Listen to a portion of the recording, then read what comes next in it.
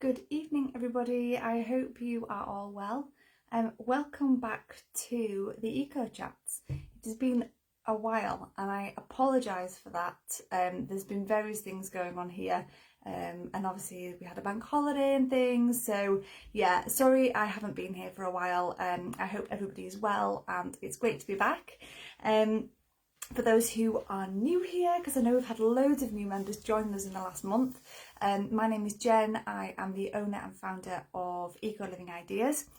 My mission within the Eco Living community and my business is to kind of create a community and a platform for people who are on their eco journey to come and ask questions, find answers, be guided, and if they want to make switches to sustainable, eco-friendly products, then I have those available too. So yeah, it's about taking the guesswork and the hard work out of being eco-friendly and making it really easy and accessible for people.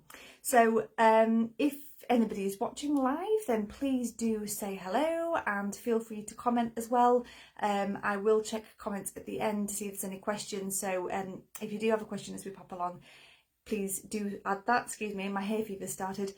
And if you are watching this on catch up, either on my Facebook group, on IGTV, or on my blog posts, please feel free to comment. I love it when I get comments and questions, so they're always appreciated and I will get back to you in due course. So from today, my eco chats are going to be fortnightly. So I'm going to have one every other Monday at 7:30 here in the group. The next two, I actually have guests lined up as well, which is very exciting. And so, yeah, it won't just be my face that you can see. I will be discussing other eco topics with guests. So definitely make sure you are there to see those.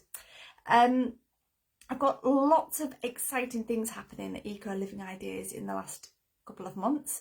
You will probably have seen that I've launched a subscription service. I've actually launched 3 and have another one coming in June.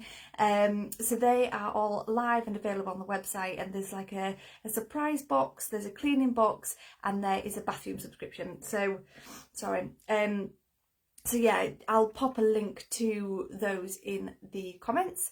I've also launched a brand new course which is called the Home Detox Clinic.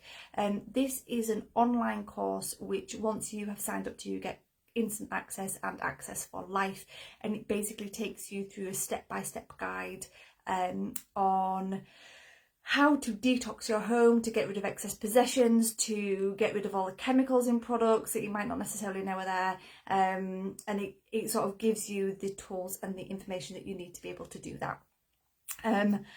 I also have my newsletters, the 90-day plan and a waste audit, so I will pop a sign up for all these things in the comments in this video, and yeah, if you like them, sign up to them. That would be fantastic, and hopefully I will see some new faces and names popping up soon. Also, feel free to share this video with your friends and family, tag them in it if you think it's something that will be of interest. It's a very popular and common topic this evening's, and I think it's something that is very easily implemented by everybody. So yeah, get tagging and get sharing, and let's see if we can inspire some more people sort of to make some changes. So, had a couple of minutes, we've got a few people. Please say hello if you're there. It's always nice to know that somebody's watching me and I'm not talking to myself like a madman lady. So this week's chat is going to be on food waste. I see a lot of people on Facebook groups and Instagram posts asking about food waste and talking about it and how to reduce it and how to make less of an impact. So I thought it was a very easy one for me to talk about and an easy thing for people to implement. So here we go. Why do we want to stop food going to landfill? That's a big question, and the reason for that is because food in landfill actually produces more methane than cows. So there's this big hatred against cows at the moment, that they're so bad for our planet because there's too many of them and because we do not look after them as humans. However, us turning those cows into our food and then throwing that food into a landfill is a bajillion times worse. So sort of keep that in mind when you're thinking about your diet and the effect that the food that you eat has on the planet once it's grown. Think about what you do with it afterwards as well when you're throwing excess food away. when we're throwing food away, whether it's on a personal level or sort of a commercial level, it shows that there's issues further up the line. So there's too much food being bought by the consumers, and there's too much food being made and produced. So this idea of food waste, it isn't a personal thing, it's on a massive scale, and it's something that kind of we need to work through that chain, but we can only do our part. And our part is making sure that the food that we have ends up in the right place, that it isn't thrown away and it doesn't end up stinking in a landfill site. So the best and easiest place that you can start is by writing a meal plan and a shopping list. And it is that simple. I know it probably sounds really stupid, but if you, every week, it'll probably take a while at first if you've never written a meal plan before, but it takes me about 15-20 minutes now to do mine. Write down what you're having for breakfast, lunch and dinner. If you need to do packed lunches, or if you've got people coming over, sort of adjust it for that. If you need extras for snacks, write it all down. Then write your shopping list, and what you will find is that you only buy the things that you need for that week. So one, you will have less food waste, but two, you're going to save a lot of money, because you won't, if you just go to the supermarket and buy stuff, you buy stuff that you already have at home or that you don't need for a recipe, and that is where the food waste comes from. So write your shopping list, and as you're writing it, check in the cupboards and in the fridge to see if you've already got the things there, and if you do, don't buy it that week. It's that simple. And sort of once you've made that meal plan, stick to it. Don't sort of think, oh, I can't be bothered, I'm not having that, I'm just going to go down and grab a meal out of the freezer and Co-op. That's the first, or or a takeaway or whatever. If you've bought the food and you've planned to have it, then have it. And sometimes that means getting into the habit of prepping meals and other things. But if you need help doing this, all of the resources to help you do this are in the Home Detox Clinic. So you can sign up to that, and it will literally take you through like a step-by-step guide on how to write a meal plan, how to write a shopping list, and sort of then how to shop waste-free as well.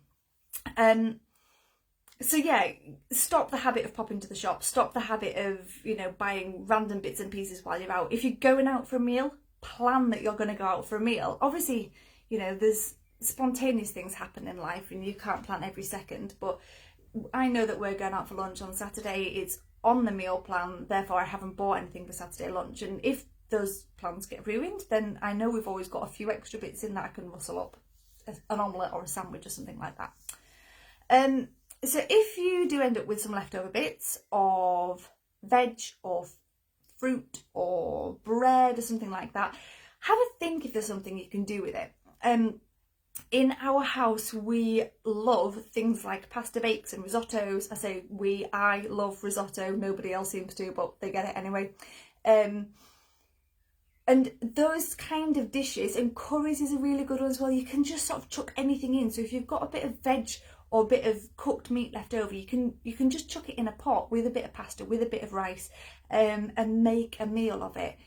If you can't do that, then can you freeze it? Well, is it freezable? A lot of food is. So herbs, ginger, cheese, bread, it can all go in the freezer. Just write on the bag or the tub what it is so you don't forget, or have a freezer surprise. Again, that will stop you throwing out food, but it will also save you money because you won't then have to re-buy that ingredient or whatever next time. Yeah, so things like if you've got bread left over, or some croissants that are going out of date, that type of thing, bread and butter pudding or a dessert is a really good way of using that up. So have a think. There's usually some way of using food. And if you can't use it, ask your neighbours, ask on your local village Facebook page, ask on, I think it's Olio, the app, where you can post that you've got food that's going out of date, or is maybe a couple of days past its best before, and someone will want it. So yeah, please don't just throw things in the bin. It's a habit to get into, to get it used, but it is very easily done. So by doing those things, you will massively reduce your food waste. like to the point where you probably won't have very much left, except things like fruit and veg peelings and you know, scraps off the kids' plates that they don't eat, that type of thing. Yeah, so someone's just said if you've got bread left over, you can blitz the bread for breadcrumbs and use that for toppings on things. So yeah, use it on a topping for a pasta bake or something like that. Another good idea there. So yeah, if you've got some scraps left over, veggie peelings, meat bones, that type of thing, a lot of food can be home composted. And it's a sort of your raw foods and eggshells, that type of thing, can be home composted.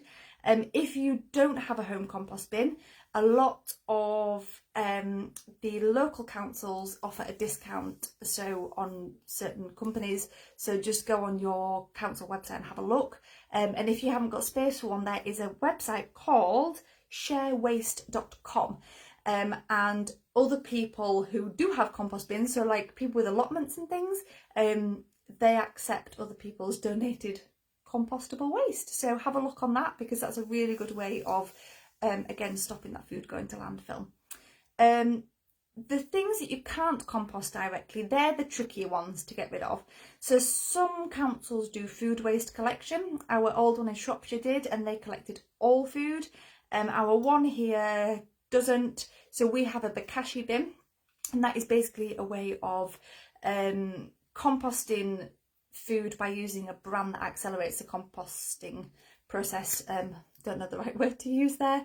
And yeah, they're really good. They're odor free. They take up a little space on the kitchen counter, and you can then put that into a general compost bin. So I know these options aren't for everybody, but hopefully a few of you that are watching, or a few that you who tag somebody or share this video, we can inspire others to take some of these steps to reduce their food waste. And if you do want more in-depth advice and help, then like I said before, the Home Detox Clinic has it all in, with checklists and spreadsheets and really geeky things that will make your life a lot easier. So I'll pop a link to that in the comments. I haven't seen any of the comments come up, but if you watch this on replay, because I've talked very quickly, so I apologise for that, please do let me know. You can drop me an email or a private message. I don't mind that at all, if you don't want to share your food waste on public display. But yeah, send me messages and emails. My email is hello@ecolivingideas.co.uk, and I'm more than happy to keep giving advice. And if I don't know the answer, I will find out for you. And yeah, fingers crossed we can help reduce food waste and reduce the methane being produced and make the planet a little bit better by doing some quite easy steps. So I hope that is okay. Thank you to those who have joined me, and apologies again that I haven't been on for a while, but I will see you in 2 weeks with a guest. Thanks. Good evening, folks. Bye bye.